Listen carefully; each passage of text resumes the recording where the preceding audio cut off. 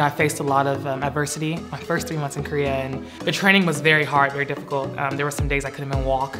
I was calling Jared sometimes, calling Eric sometimes, and asking him for his advice as far as like, what can I do as far as like to keep my mind going, because there was some days I just wanted to quit because it was just so consuming and I was tired. And they helped me a lot. We'll think about the times being back in the gym with Donnie, and when you're just tired, you can't do that last sprint. Where did you have to dig deep to find enough of that energy to get through that last sprint, that kind of stuff. And same thing with practices. When your body was hurting, we had another session at the end of the day. Where was your mind at to dig even deeper to find the energy for a 3-hour practice? So, obviously just playing at Texas has always helped me throughout everything from off the court and as well as on the court.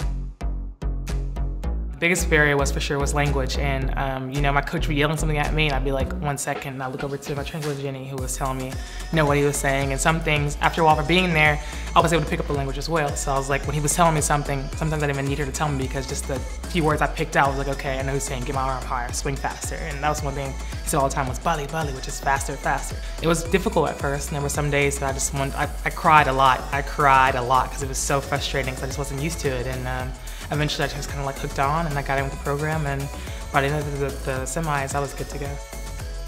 Professional volleyball is a very higher level than obviously collegiate volleyball, and there's a lot of balls, a lot of stuff, information intake. I think one thing about it is, as far as like training wise, Jared has a lot of girls here, and he has to take his time with, spreading out his knowledge of the game to everyone. But when you're in a foreign country and you're the only foreigner on one team, the coach has a lot of time to just sit with you by yourself and be like, hey, it's me and you in this gym, let's just get after it, kind of thing. So I like the kind of, I guess, the private attention I got to learn and to be a better player.